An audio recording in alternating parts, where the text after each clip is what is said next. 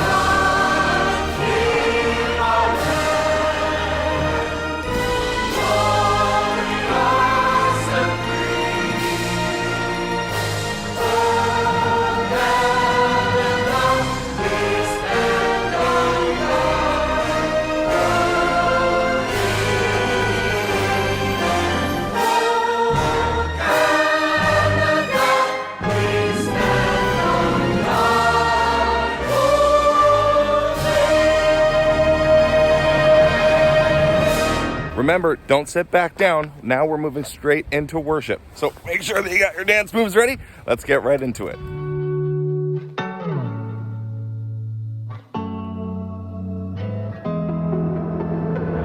There's nowhere you won't go, nothing you won't do, no place that I could hide. You're always in pursuit. I'm never too far gone, always in your side. When I wait for you, you're always right on time. You're always pursuing, always pursuing, always pursuing me. More than the air I breathe, I need you here with me. And you're never gonna stop, never gonna stop. And you're never gonna stop, never gonna stop chasing me.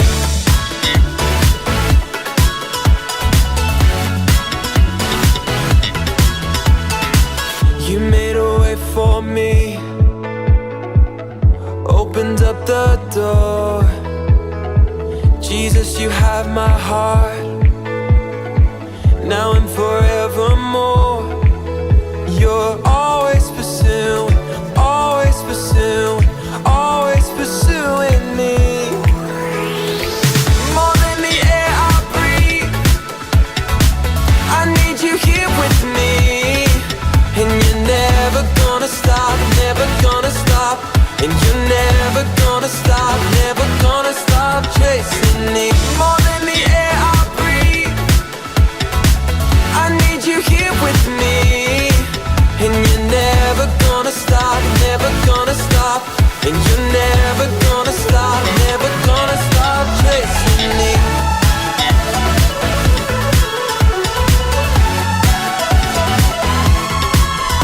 You're always pursuing, always pursuing, always pursuing me.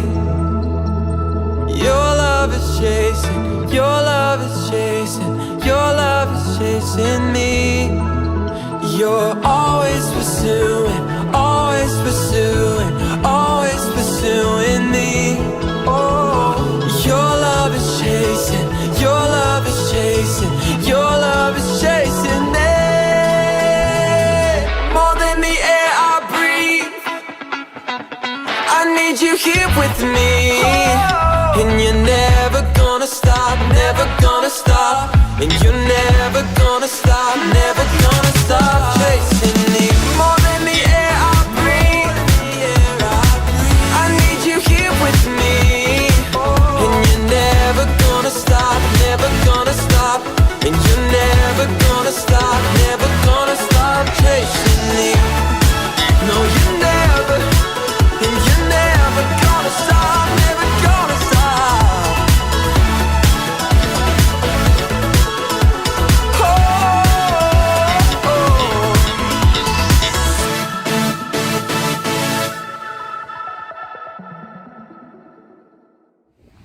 please be seated. We're not quite where I want to be yet, so I've got another minute to kill. Why don't we play a game? Keep your eyes on the screen, see if you can win today's. Thank you, yes, good, thank you very much. Ladies and gentlemen, welcome to another exciting episode of Will It Float? The game where you are going to look at common household items and try and figure out if or if not they will sink to the bottom of this bowl. We've got this beautiful glass bowl. I have a whole bunch of objects. Let's get started. Round one, nice and easy, a beach ball. Do you think this is going to sink or do you think it's going to float? Let's find out. It floated! Round two. One of Pastor Jenna's hair clips. You think it's gonna float or you think it's gonna sink? Let's find out. It sank! Did you see that coming? Round three. A can of Coke Zero. There's pop on the inside, aluminum on the outside. What do you think is gonna happen? Let's find out. It's floating! Very interesting. Round four. A Kraft single. It's a piece of cheese, something like cheese, in plastic. You think it's gonna float or you think it's gonna sink? Let's find out.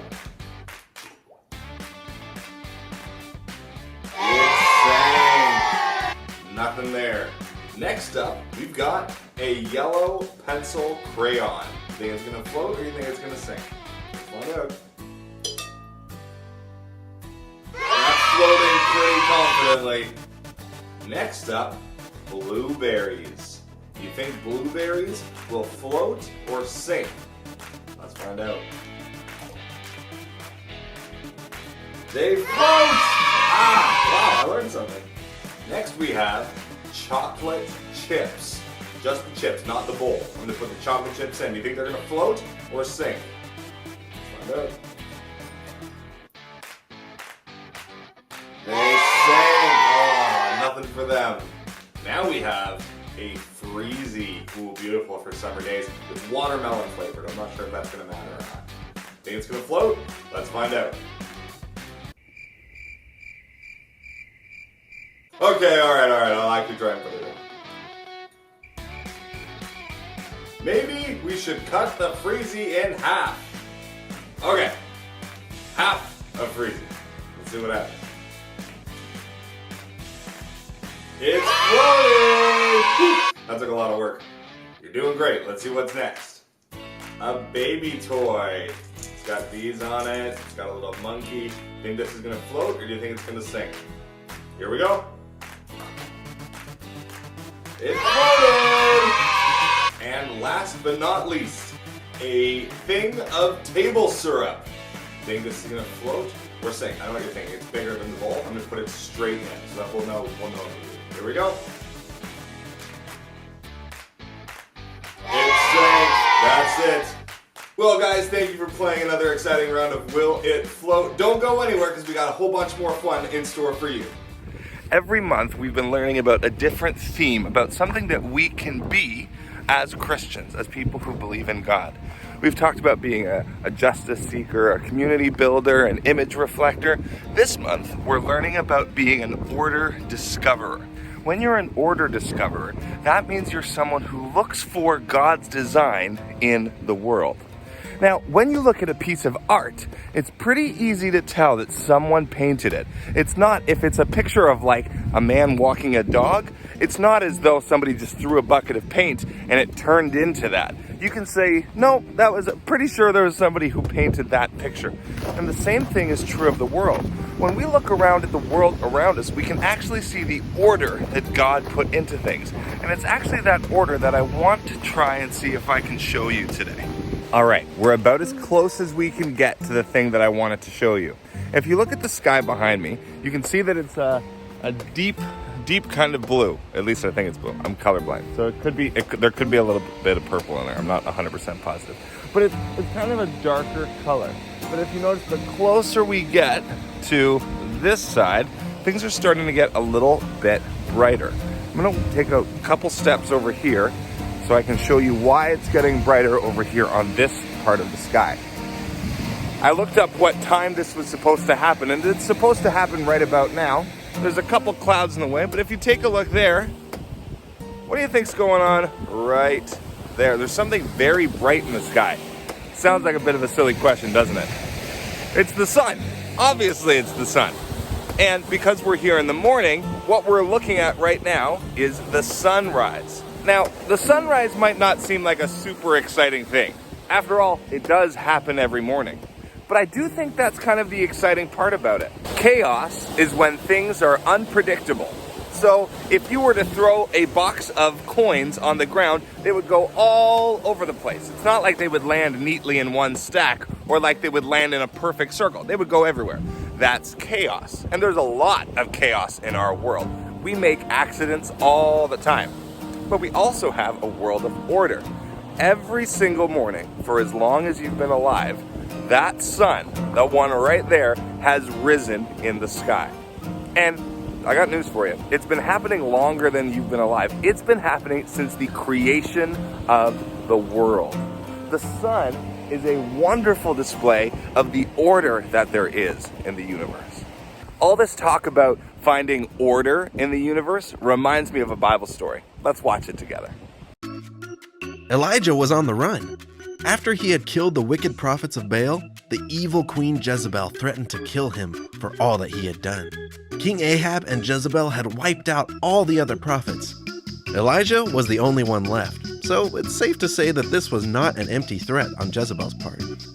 Elijah had called it quits. He ran for his life. He left everyone and everything behind.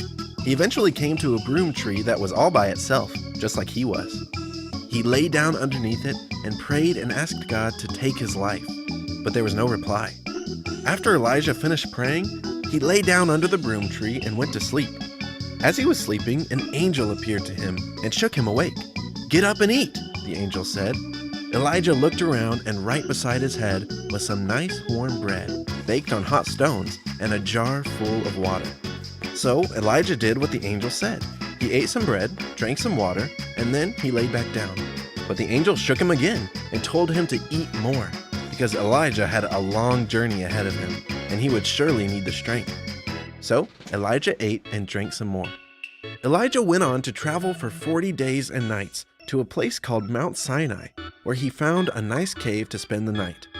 While he was there, the Lord said, "What are you doing here, Elijah?" Elijah started talking about how he had served God faithfully, but the people of Israel had done the exact opposite. They were tearing down God's altars and had killed all of God's other prophets. And now they were trying to kill him. God told Elijah to go out onto the mountain and stand before him. Once Elijah was there, standing on the mountain, God passed by him. Suddenly, there was a huge windstorm that hit the mountain. The wind was so strong that it tore rocks right off the side of the mountain. But God wasn't in the wind. Then there was an earthquake.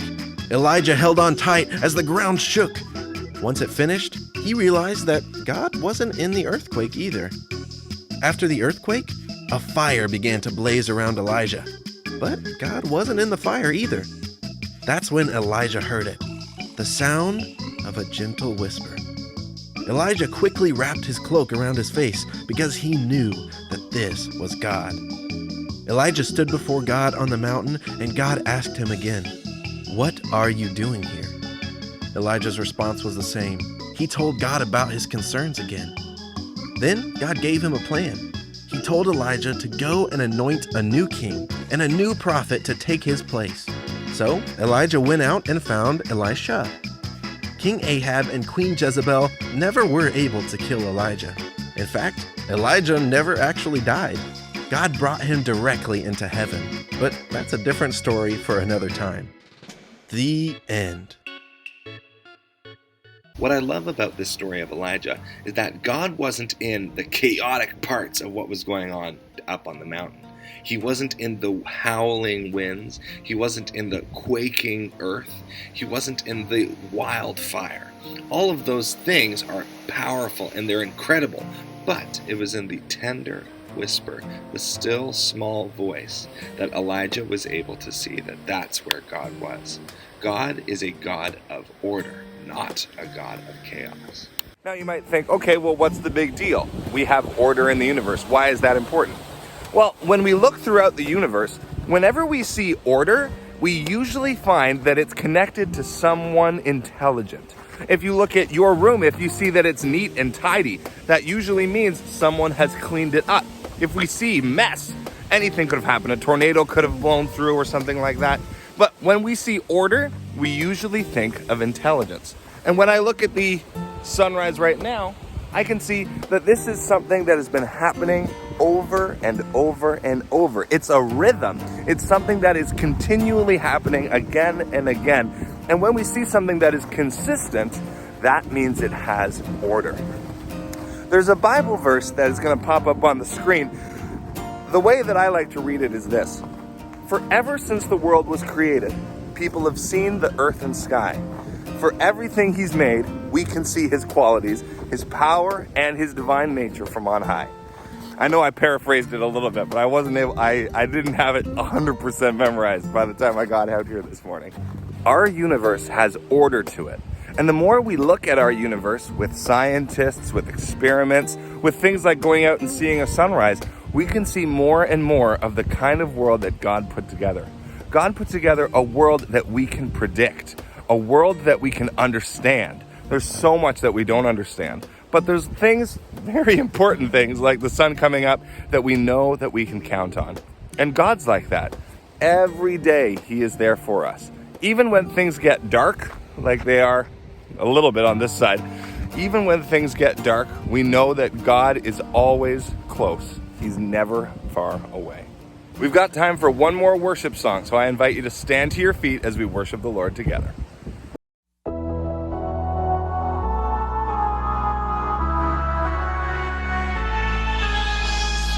When my world feels like it's shaking, when my heart feels like it's breaking, walking over waves can be hard to do. Take my hand, you're the hero, Jesus. You're the one who never leaves us. Whatever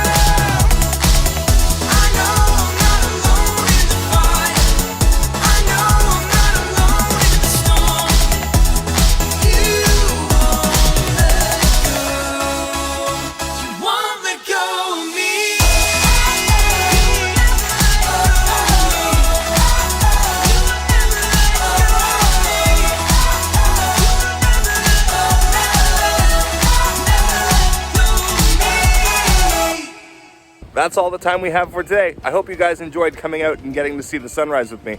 I'm gonna head inside because actually I have to be in school in a few minutes, so I better get a move on. See you soon.